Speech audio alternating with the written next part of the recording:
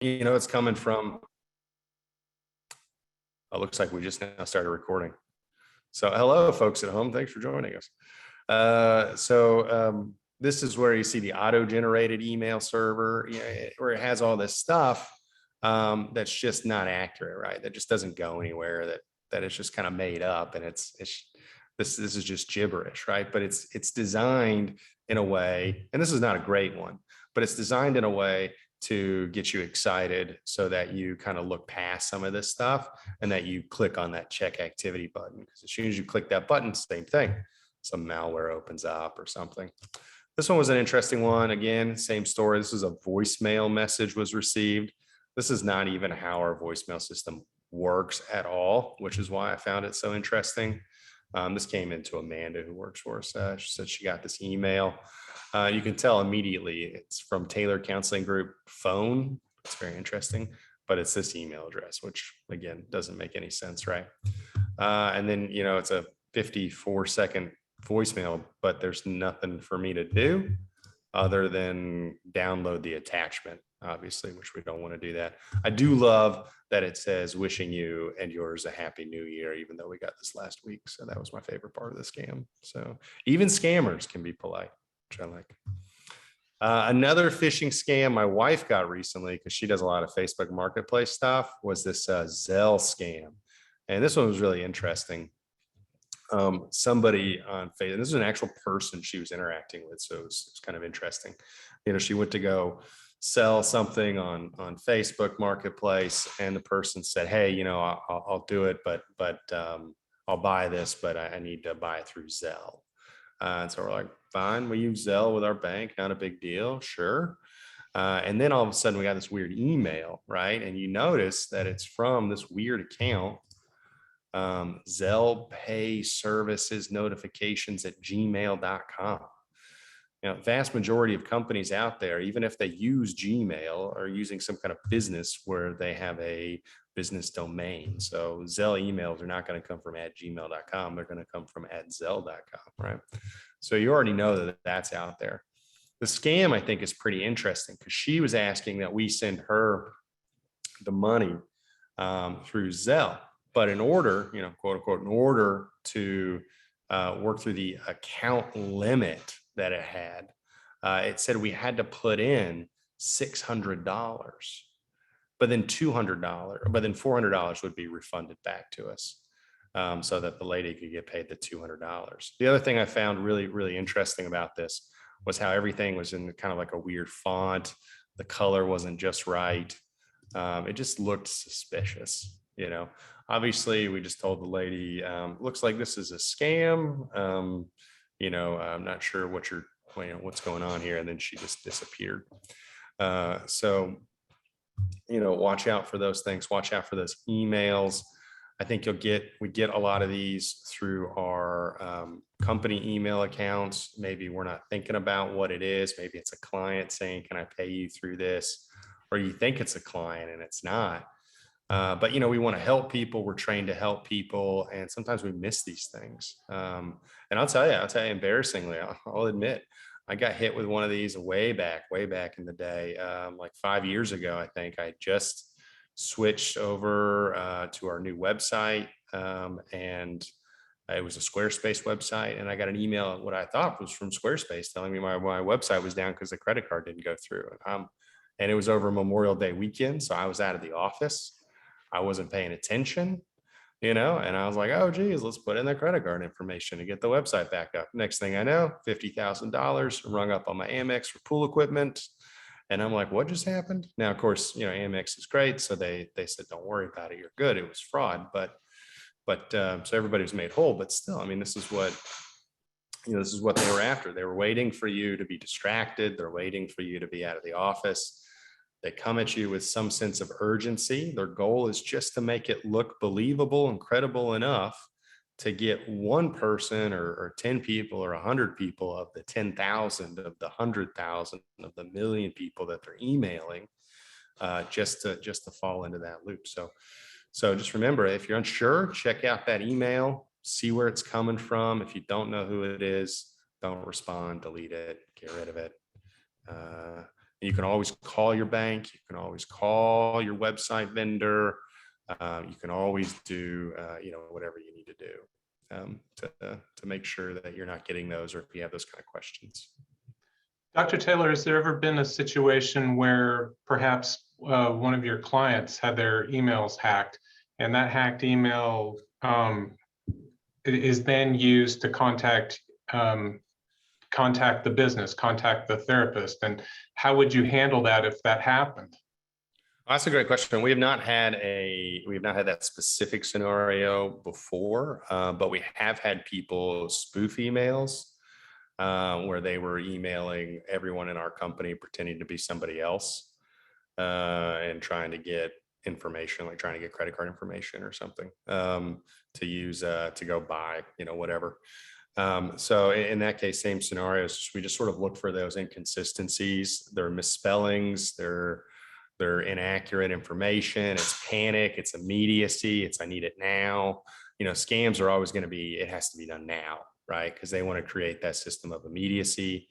They want to create that demand that it has to be done now. And so for us, we're always very clear, with our staff that we don't operate on now, right? So if we get somebody calling in or pretending to be somebody they're not, or an email that comes in that looks suspicious, we definitely want to make sure we put it on ice, let it sit for a minute, do our due diligence. If there's any suspicion, let's follow up properly.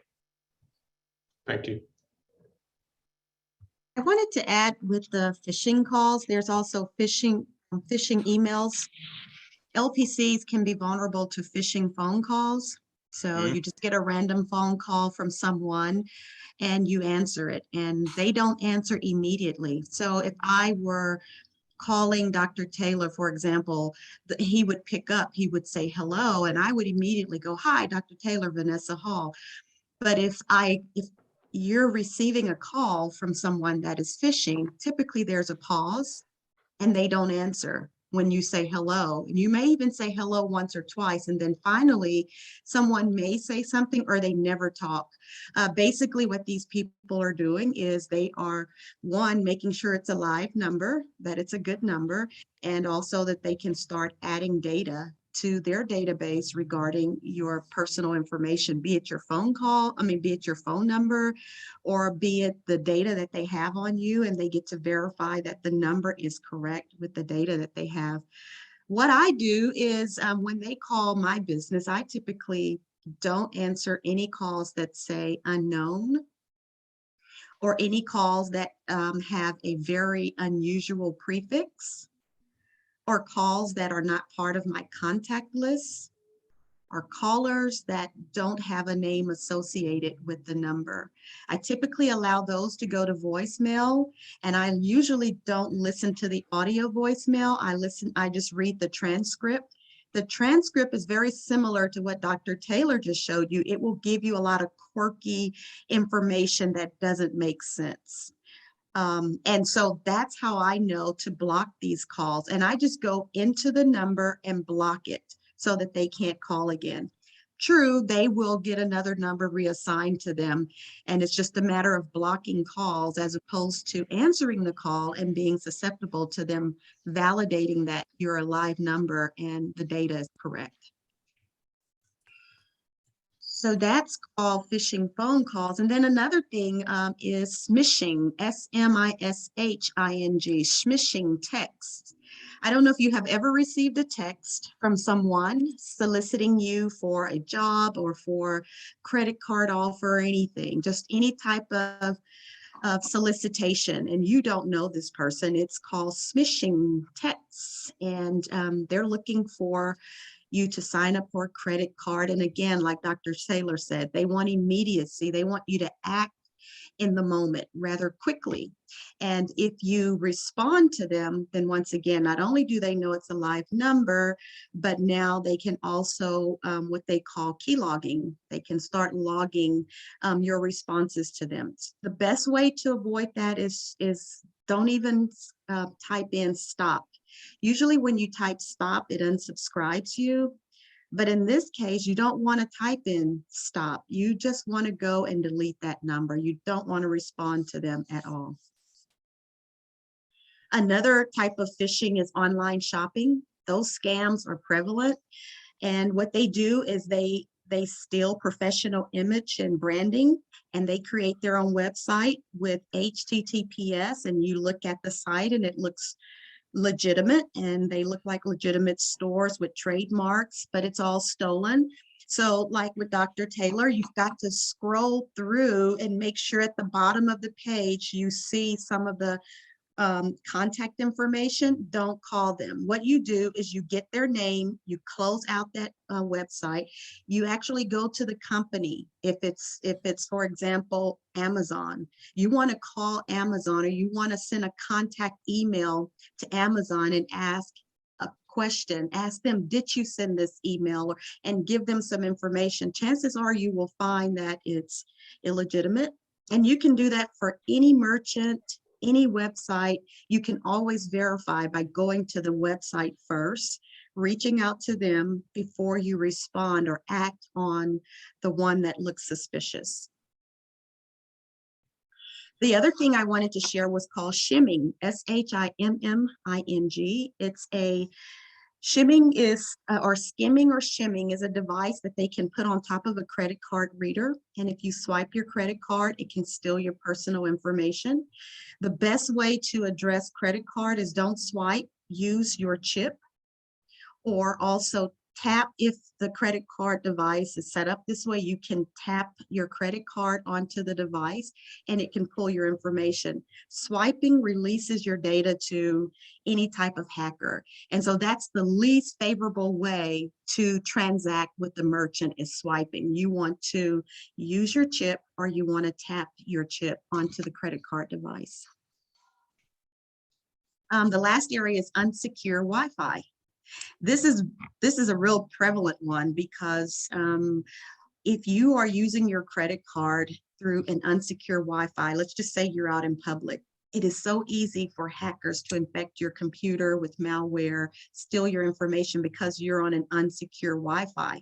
You want to wait till you get back to a place where you can log into a secure Wi-Fi where you're safe, or you want to use your Wi-Fi through your mobile device. That's a safer way, because otherwise they can initiate communications with you through key logging. Once again, you want to use your tap and pay mobile wallet as opposed to transferring your credit card information over the internet.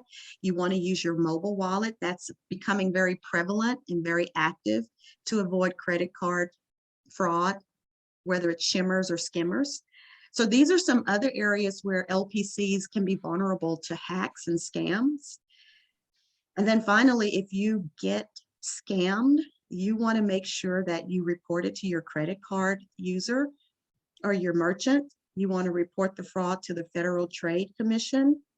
And you also want to report it to identitytheft.gov, identitytheft.gov. Those are all different ways of handling scams. They can give you a lot of information if you are scammed through phishing calls, text, or emails. Very informative. Thank you, Vanessa. That was awesome. All right, so now we get to the Canadian limo driver and sheriff scams. All right, so I guess that's me. That's you. So no offense to Canadians or limo drivers. Let me just start off with that. We have noticed a trend over the past few years of common scams that I've just seen personally out in the field. And I've sort of given them these labels: Canadian scam, the limo driver scam, and the sheriff scam. The sheriff scam, I think, is by far the worst and most egregious, and we'll kind of talk about that at length here in a little bit. But the Canadian scam, though, the Canadian scam and the limo driver scam are kind of funny to me, I think, in a like a really kind of way. But I also get how it can confuse people or think that it's a real person. The Canadian scam is basically, we have you're a therapist, obviously, it's why you're here, and And so you're a therapist and your phone rings or you get an email and it's Jim and Jill from Canada, Jim and Jill Canadian. Hey, and they and they basically say they've heard about how amazing you are. They've heard about how amazing you are, and you are the only therapist for them in the whole wide world, and that they think that you are the greatest, and you probably are because you're probably pretty amazing. And they want you to solve their marital discourse, right? And so you say, absolutely, I'm happy to help. And they say, well, look, we'll be in Dallas in July, like 3 months from now or something. And we'd like to see you, while we're there, but intensive. We want to do like 8 sessions or 6 sessions, right? In one day on like a Saturday, we'll pay a premium. That's always the thing, right? In the scams, they'll pay you a premium, they'll pay you extra. And so you're like, hey, okay, that's a pretty good idea. I'll do that. We can definitely do some intensive therapy. Why not? I am pretty good after all. So let's do it. And then they will say they want to pay in advance. Which, as you're aware, we have a rule that says that you're not supposed to do that unless you agree in writing with them that you'll do it. So you really shouldn't take money in advance anyways. And that's always going to be a big red flag, right? 1, they're going to talk you up. You're the greatest thing since sliced cheese. 2, they're going to want to do it all at once, right? And then 3, they're going to want to pay in advance. Now, what's going to happen is you think, what's the big deal if they pay me in advance? And what's the scam? Well, the scam's pretty simple. Is they overpay you. They overpay you by like $200 because they're paying you $1,000, right? So they send you a money order for $1,200 instead of $1,000, which was the agreed to price. And then you say, hey, you overpaid me, and they say, don't worry, just send us a check, for $200. So you write them a check for $200. By the time the money order cashes, you find out that money order actually was no good, that it was void, and you are out $200. Seems silly, but see, Susan says, did you know that you are showing the presenter something and not the audience? I don't know. I'm not in charge of this. Vanessa, is that? He's asking about the presenter's PowerPoint as opposed to the audience PowerPoint. I think he says it's in like presenter mode instead of audience mode. Do we care? Does that matter? I don't care. It's just the view that he's concerned about. Okay. The view just shows the notes. It's actually showing notes, which probably they can't see my notes. That's outrageous. I'm kidding. I'm kidding. Nobody cares. He said it's difficult to read. He said his issue is that it's difficult to read. The big one's not okay. It needs to be in a different mode so that it's big. The notes are personal, and he's right. You could see my notes. Oh, okay. Well, in the mode that it was in. Whoever wants to is that you or is that Christina? I don't know. Christina's the driver on that one. Christina. Okay. Well, perfect. There we go. There we go. Okay. So I thought we had upgraded there. I thought that was like just for me. Like I could see that. I was like, oh man, this is cool. So anyway, so that's the Canadian scam, right? So that this person from a faraway place is the reason why we call it the Canadian scam is because every time I've seen it, they've actually come from Canada. But I'm sure they can come from Mexico or wherever else. So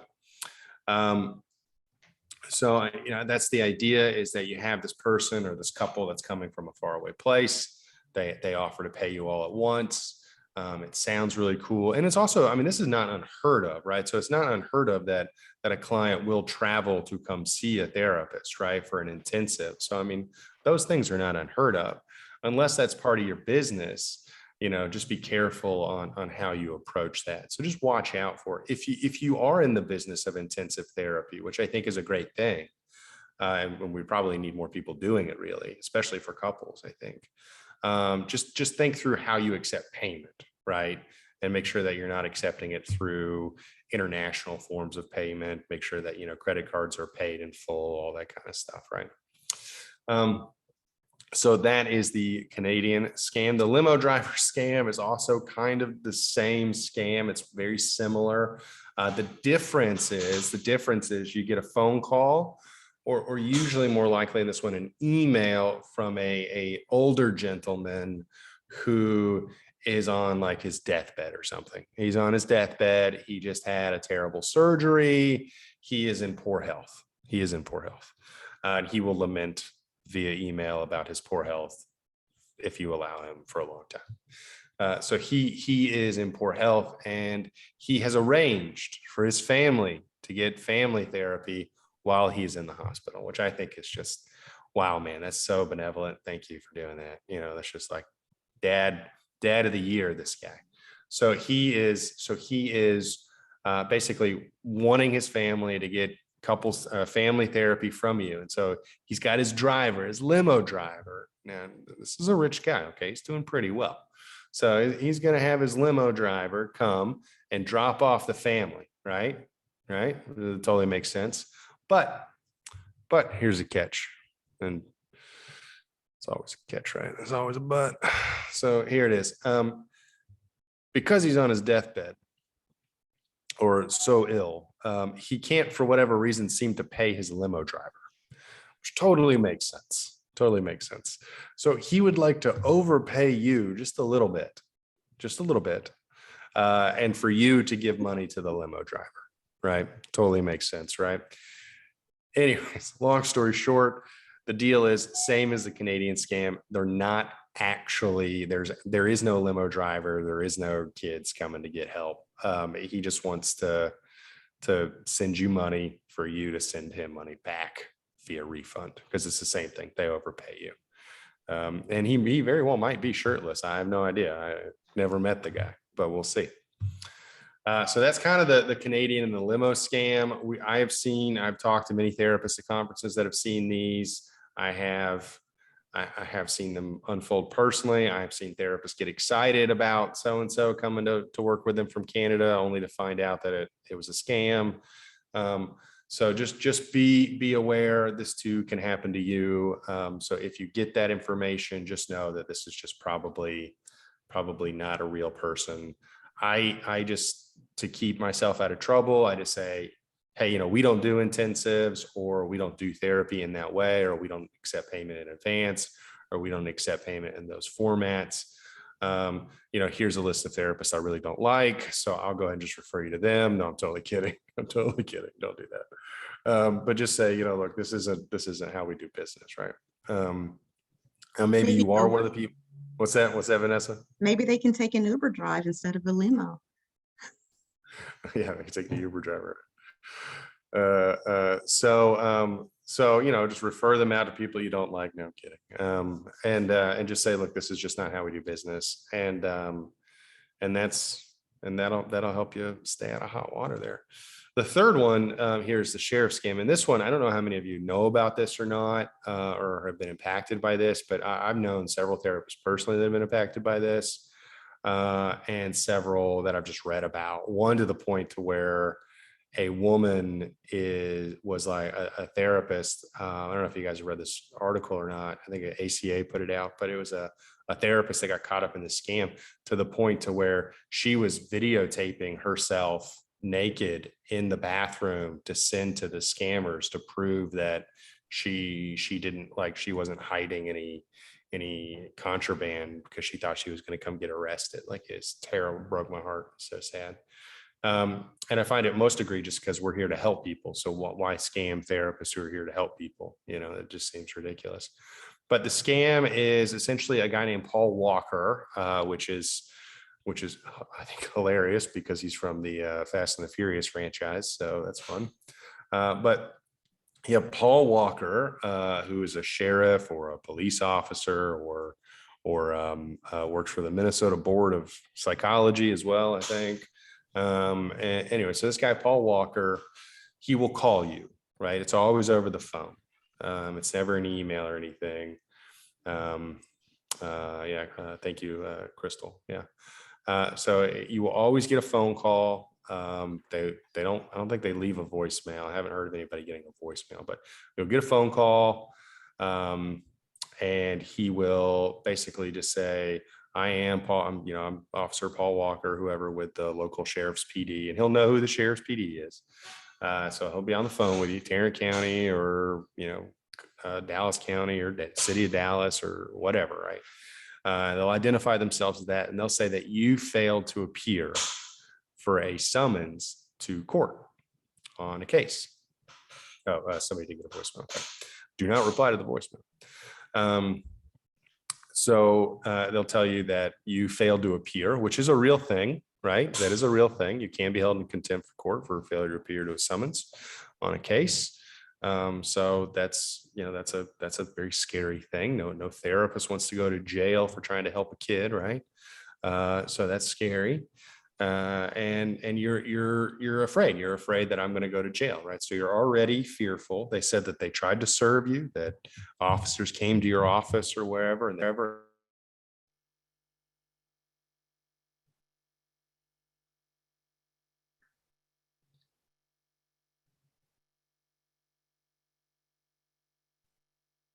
Dr. Taylor, we lost your audio there. We check it?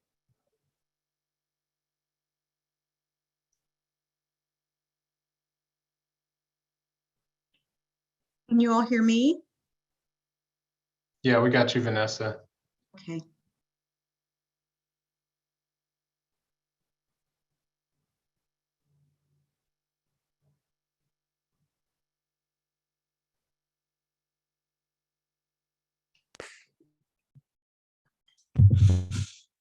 Did it just go away?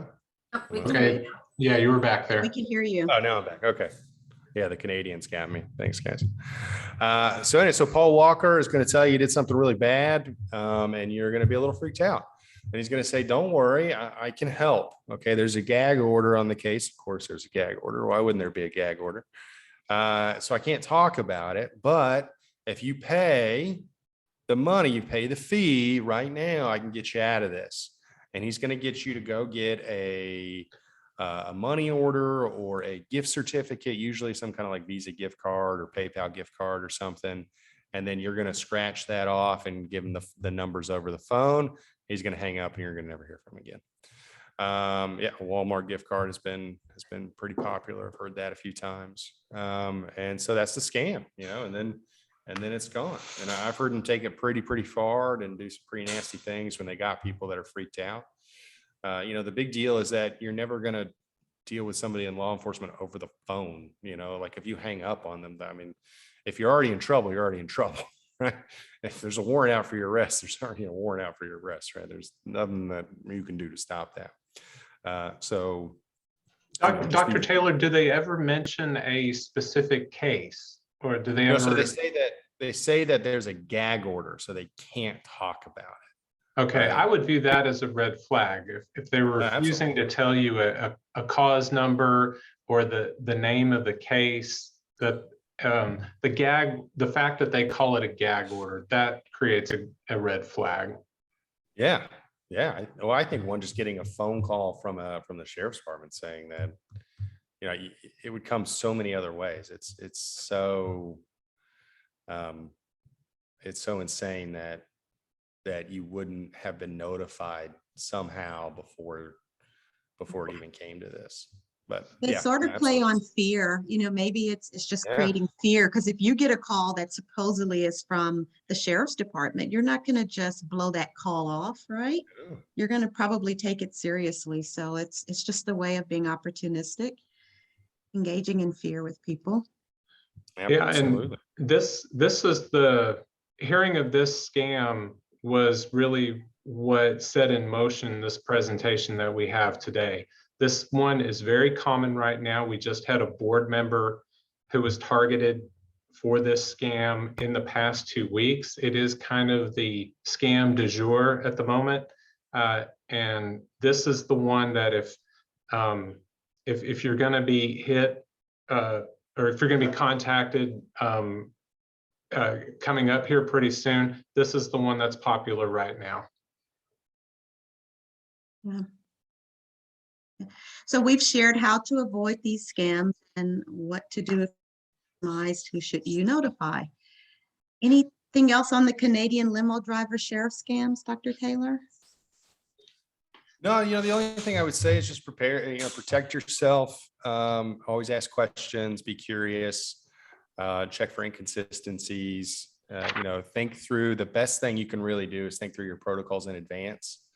I always love the axiom,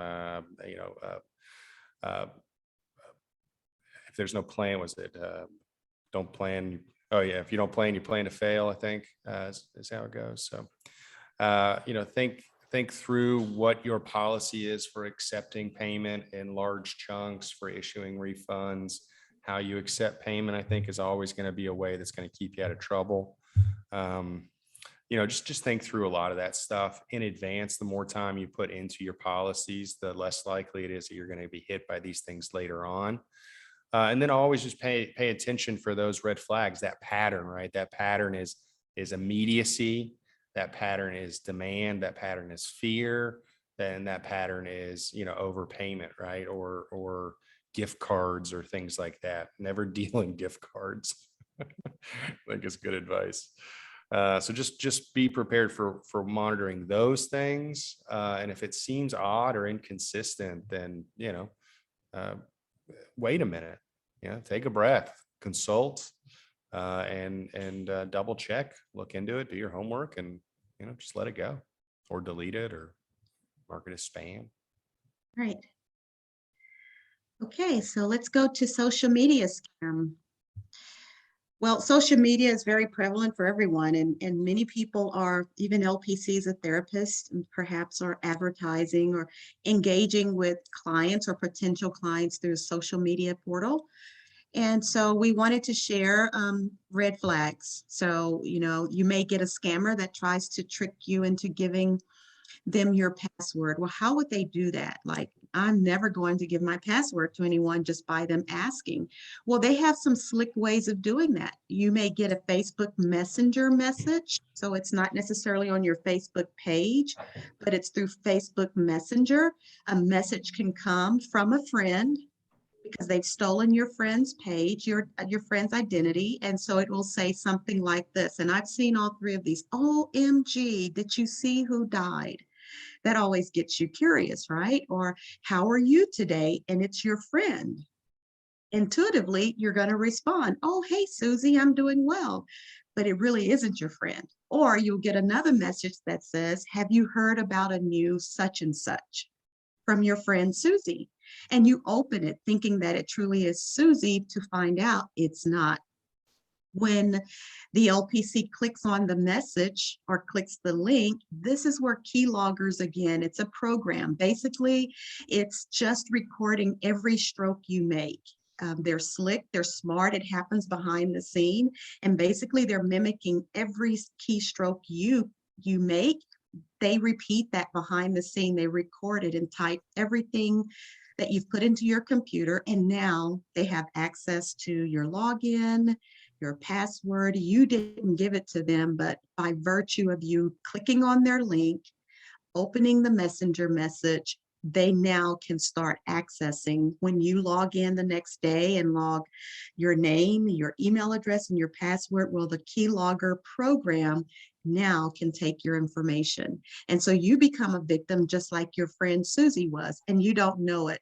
Oftentimes we see people on social media portals, particularly Facebook, will say, please, I've been hacked. Don't answer any messages from me. You all may have seen that. It's very prevalent.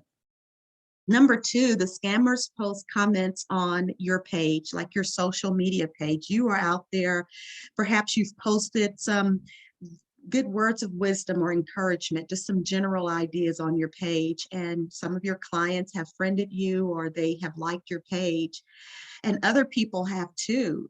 Scammers are able to make unwarranted solicitations by responding to you, and you simply think it's just an interested client or an interested person who has liked your page, but unfortunately it's not. It is a scammer, and it's hard to differentiate if the person is real or if it's a scammer, because scammers impersonate people, so it's very hard to know who you're dealing with.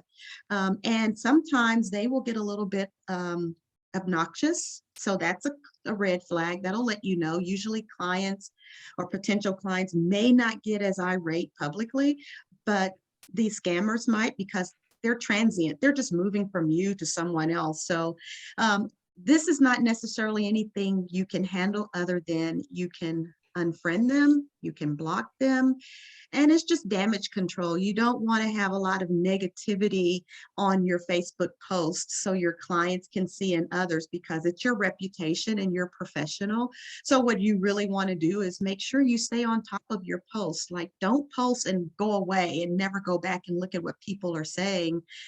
Be accountable to your posts. Make sure you know what people are saying to you on your post. Why? Because not only your reputation is at stake, but also these scammers can get out there and be opportunistic. They can take advantage of people that are tied to you on social media. So how do you avoid the scams? Don't open messenger pages from friends. Typically, the way you know it before you open it is if you click on the picture, look at the profile pic. If it only says one friend, you know it's a red flag, because typically your friend will have more than just you as a friend. So that's a big red flag. Click on the messenger message and it only. That hurts my What? feelings. That hurts my feelings. I only have one friend, so that hurts my feelings a little bit. It's me. Well, I don't know what to tell you, Dr. Taylor. You're special to that person. It's my mom. But that's the way you find out. You just look at the profile pic. And when you look at that pic, if there's only one friend, and typically it is, because they're on the hunt, they're just trying to, they're never going to befriend a lot of people. It's too easy, dead giveaway. So that to me is one of the most salient red flags, is look at the profile pic. If they don't have any friends and you know Susie, and Susie's got at least 100 friends, then this is an impersonator. Go ahead and block them. Don't delete it, block it so that they can't come back. If you're victimized on any social media portal, please take the time and reach out to that social media company. They want to know, because chances are if you're reporting that person, someone else has reported them as well. They don't operate in vacuums.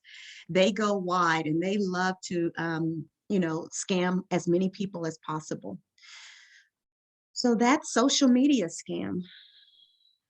Dr. Taylor, anything else that you might want to add to that? On social media, no, I just think all of social media is a scam. No, I'm kidding. No,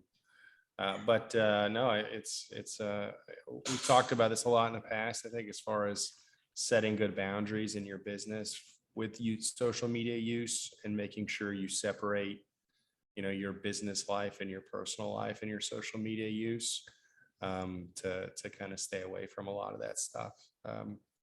Unfortunately, in the complaint side of things, we do see a lot of issues around social media, conversations that start in social media, things kind of like Ms. Hall is talking about. If you are a professional and you are choosing to use social media, both professionally and personally, just do a good job of really separating those extremely well and creating that wall between them. Okay, we're ready for the next one, Christina. Fake tech support and antivirus scam. I'm a victim of this. So number one, if a tech company are scamming you, typically it's going to come from Microsoft, McAfee, or Norton. Those are the three big brands. Typically, those are the brands that most people use. Not everyone, but most people use these three. They just basically target users for fake antivirus billing renewals or for fake subscriptions. And they do this on a large scale email campaign. And that's why this one is pretty easy to tackle, because this again is very broad. They do this, like it said here, on a large scale. And so they pretend that your computer is infected. And this has happened to me. And you pull it up, you're on your computer and you're just working. And then you might get a pop-up. And when you click it to get rid of it, you can't. because that pop-up is a ricochet effect. It leads to another window. And when that window opens, you notice your computer may even start going slow. So it's being infected. It prompts you to dial a number and it tells you that your computer is slow, like they have created a problem so that you can call them to fix this problem, just so that they can take advantage of you. So be smart. The thing you want to do if that happens is turn off your computer. Just log off and completely shut it down. The other thing you want to do is you want to reach out to the company for which they are promoting. If it's McAfee, call McAfee, send an email to them to verify.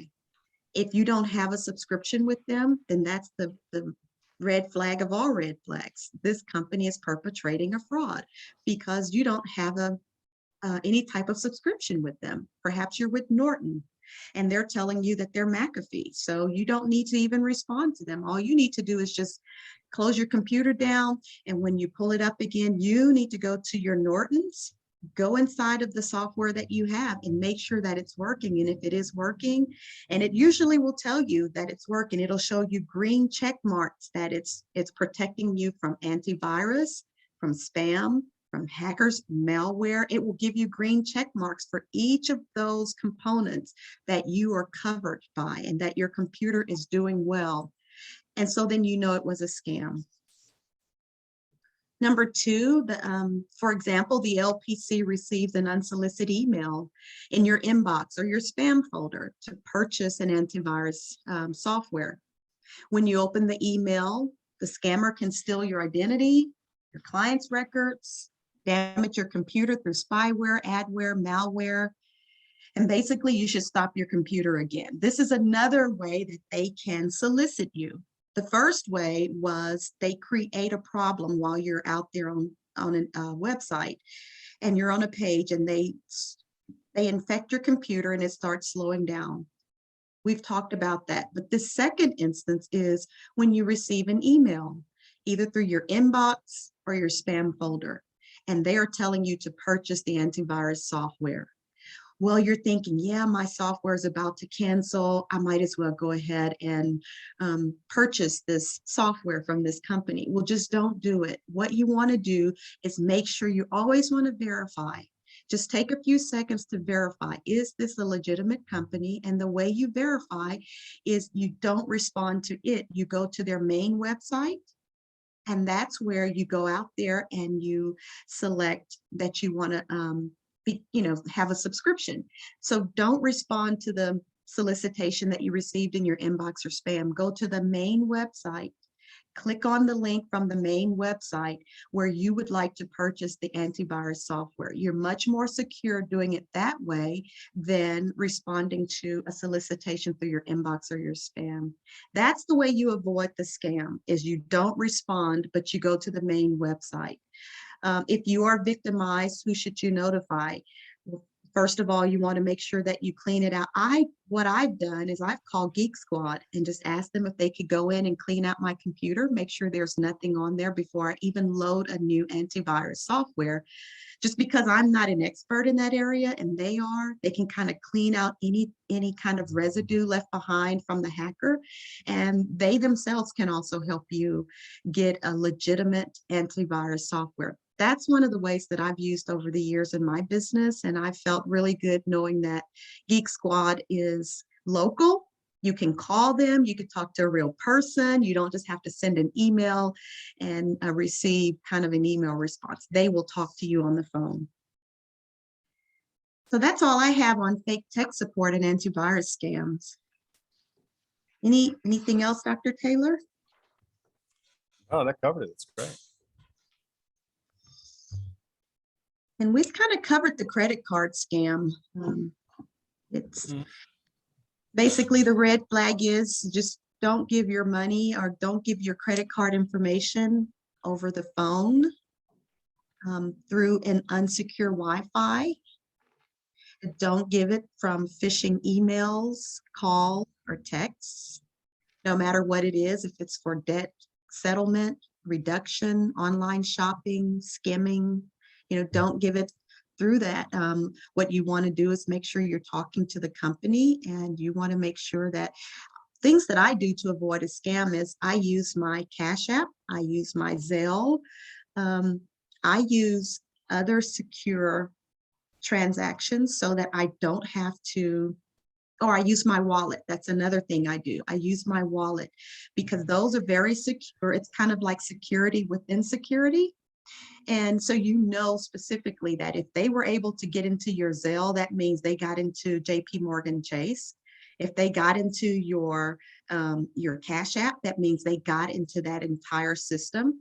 So any and everybody could have been affected. So for me, I have added insurance by when I am going to enact or transact business online through my credit card, I go through my extra secure portals because I know that I have set up a two-step authentication code, and that helps to secure me.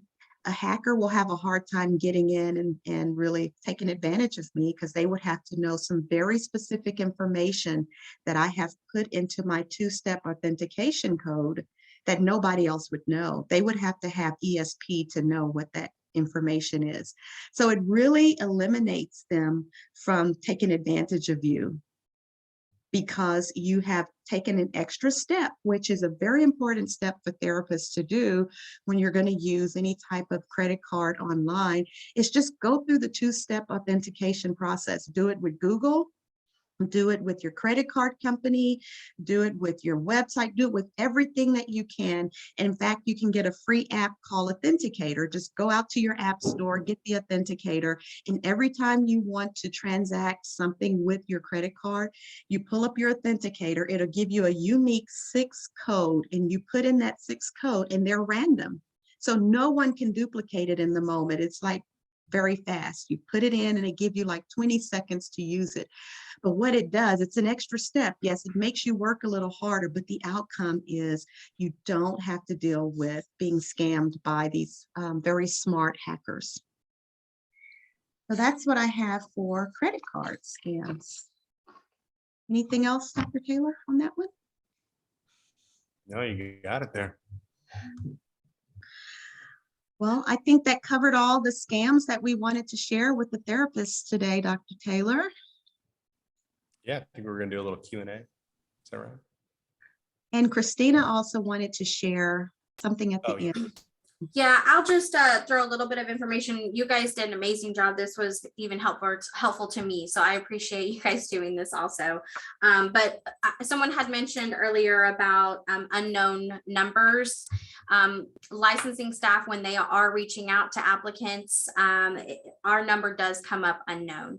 But just keep in mind that they will leave a voicemail for you. So that way, you know, if they'll say, hey, I'm sending you an email, or we need to talk about this. So they'll have that communication with you. So if you see an unknown number and there's a voicemail, I know I don't answer the unknown, but if there's a voicemail, I'll check it and see if it is something. But be sure and check your email because majority of times it's going to be a staff member emailing you. And let's see. So the other things I just wanted to touch on were for the licensing fees, the initial application and the renewal application is all completed online now through the BHEC website. You can only pay with credit or debit card. So we're not going to call you and say, hey, you know, we'll take your payment over the phone. It's all online. So that's something that, you know, is pretty clear and just cut, you know, straight. It's all online. We won't call you for any of that. A big thing that you may see if you had any type of disciplinary action, you would receive an agreed order first to say, hey, this is what was found. This is what you know, these are the actions that the board is taking against you.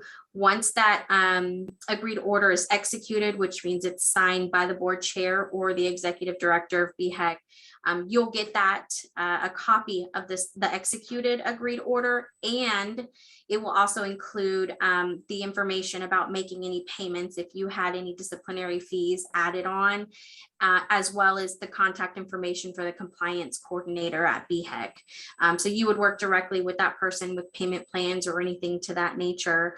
And those fees, those you can pay with check, a money order, or what was the other? Check, cashier, personal check, cashier's check, or a money order. The compliance coordinator will email, will do phone calls if there was any reason that there were delays in the payment. But the majority of time we are trying to go through email. It just says it's a record for your end as well as our end of transactions of what's going on with your case or even your application. So I just wanted to throw that out there, but otherwise I think this was great. If you guys would like to jump into public comment, or if you had anything else to add on that. Or not public comment, I guess it's just comments. I only have one hand raised right now, but if anybody else might want to speak, and again, Before we get into questions. Oh, sure. I just wanted to, because we have some wonderful people here. I just wanted to make sure, this is not a board meeting. So please, let's just keep questions to generic items to this topic and to just generic questions in general. I know sometimes we like to slip in a question here or there. And I also like to say we want to thank everyone for participating and for your comments. Greatly appreciate the input and the participation. Thank you. Christina, where will the PowerPoint be available for anyone who wants to access it? Yes, I will put it on the website. Let me see what it's going to be under. Under the LPC area or section, it'll be under forms and publications. At the very bottom, there's a miscellaneous down there. That's where we also have our LPC social media use and electronic communication guidelines that you all did not too long ago. So I'm going to add the slides under there. Oh, wait, hold on. Let's see.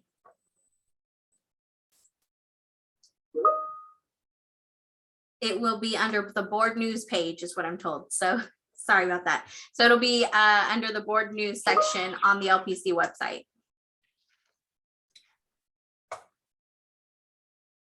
Christina, are you using AOL Instant Messenger over there? I guess so, yeah. What it sounded like. Good. Do we have time to take any questions, or do we need to? I don't have any hands up, but I do have 3 callers if you want me to see if anyone wants to speak. But I do not have any hands raised. There's also some Q&As here. One you've already answered. One is not about this.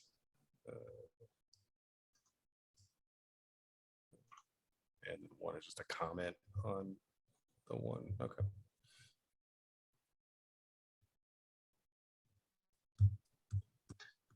All right, Christina, if you don't mind me asking one, can you just say if the LPC has concerns that they have been a scam victim, do they have any sort of reporting obligation to staff to let them know that they believe they've been a victim here if they're concerned about getting in trouble with the board? Perhaps their computer was taken over and they're concerned about confidentiality of client records. Do they have any sort of reporting obligation to staff in order to stay out of trouble?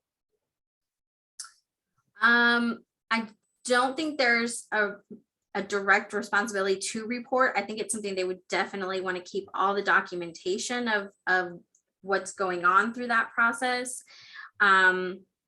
I mean, they're depending on the type of action that happened, there could be a complaint opened. So in order to show any type of documentation, that would be the reason why I would say they definitely need to keep any documentation. But Dr. Taylor, do you have anything to add on that? So, the only place where you're required to report is if there is sexual manipulation. What's the exact word we use? sexual misconduct by a licensee, then you're obligated to report that. And of course, also any type of child abuse or anything like that, we're obligated to report. But those are the only two complaints where we are required reporters, where there's a timeline attached to it. It must happen within this time. Now, I will tell you, I mean, if we were all to go around and self-report every time we had a boo-boo, then I think the board would be overrun with self-complaints and we would be in a sea of paperwork. So please don't do that. But if you were to be, say, like your computer got hacked or your system got hacked, there are steps that you are required to take for that. From an insurance perspective and other perspectives. If you were in one of those situations, if your device is encrypted, will there be safe harbor and a hacker tech? Not specifically, but that's something that the board would review as who filed the complaint, who got hurt, what occurred. This stuff usually gets resolved at the insurance level. There's a cyber risk insurance. So if you're using digital systems, you might want to take a look at that cyber risk insurance, and they would come in and help you. It's sort of like a malpractice insurance would help you in those scenarios and make it all right and cover legal fees and all that stuff. So as far as what you would see from a compliance standpoint from the LPC board is more of a what happened kind of conversation. And if you're saying, hey, yeah, like somebody stole a bunch of information and then blasted it all over the internet, yeah, I mean, you might want to file a complaint on yourself, because that's going to come in pretty quick. And then just say, look, this is what happened. I did not do this intentionally. I got hacked. I got whatever happened. I've learned how it occurred. I've learned from my mistake. I've now made these adjustments moving forward to protect myself and my clients. I mean, you're not going to get your license revoked for something like that.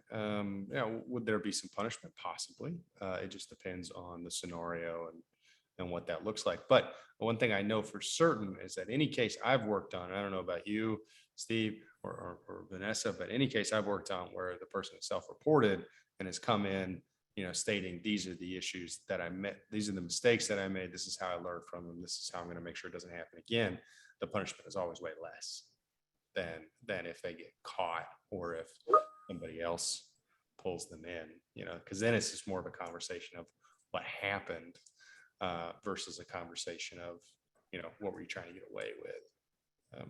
So that's always kind of how I look at it for those things. And I don't look at it as like you're a bad therapist, you're bad because you got hacked, right? It's just more of a you are the caretaker, you're the custodian of the record, so you have this duty, to ensure that they are well protected. I mean, so you got to take reasonable precautions. That's just the way it is. I was passed some information that I'm going to read to you all. So it says to encourage to consult with attorneys. So get your legal representation if they're, as soon as possible. Both Hipaa and Chapter 521 of the Business and Commerce Code have provisions that require notification when there is a breach of security. While the notification requirements under 521 are limited to breaches involving electronic data, not physical files, there are provisions in 521 that speak to a business duty to protect sensitive information. There's a link for Hipaa's breach notification requirements. So that might be something that people can go in and look for. But it's important to seek your legal counsel, also your own legal counsel if you needed to, related to any type of these issues. Thank you both. I mean, that's kind of exactly what I was looking for. Robin has asked in the Q&A, are there any scams where people get reported to the board by fake, quote unquote, fake clients or scammers? This is a great one, Robin. Thank you. I have not seen any. I know staff sees a lot more of this than board members will. I will tell you, we get a lot of anonymous complaints. That does happen. But I'm not aware of any of, that would be quote unquote fake clients. They are not required They're not required to give their name, but I will tell you, anonymous complaints are very hard. It's very hard for us to follow up with. So it's hard to get more information. So if they're using a fake name or a fake account or any of that information, or somebody's making multiple complaints using different names, it's just really hard for the investigators to follow up on because they don't have real information to go on. So those just become very challenging for them. So we do get a lot of anonymous ones. I don't know if they're fake or not, but they very well could be. And I know someone had asked that there was a question not quite to this topic, but any questions that you guys can have, that you have, you can submit them using that contact us found on our website. So if you go to the main BHAG website, on the right-hand side, there's a list of different topics there. The very last one says contact us. You'll complete the form there, and whoever that issue or that request is related to, it will get sent to that staff member to get responded to.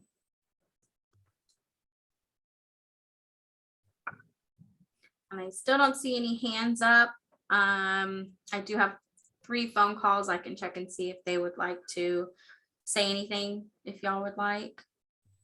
2 phone calls. Oh, now we have 2. Now's your chance, people. Ask your questions. First one I have ends in 4190. Let's see. Caller, would you like to say anything? You can click *6 to unmute yourself if you would like to.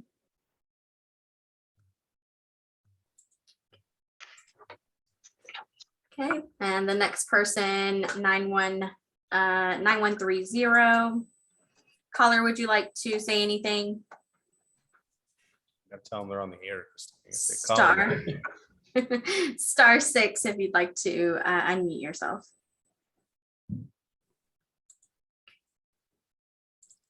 All right, well, I have no other hands raised. Let's see. All right.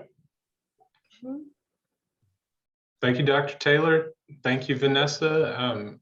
Any last words, or we good? Good. Good from my side. It's I been think great. It was great. It was great. A lot of positive feedback. So thank you everyone for attending, and thank you board members for spending time on this topic. It's a big, important issue. So thank you all. All right. All righty. Good day. Bye-bye. Okay. Bye-bye.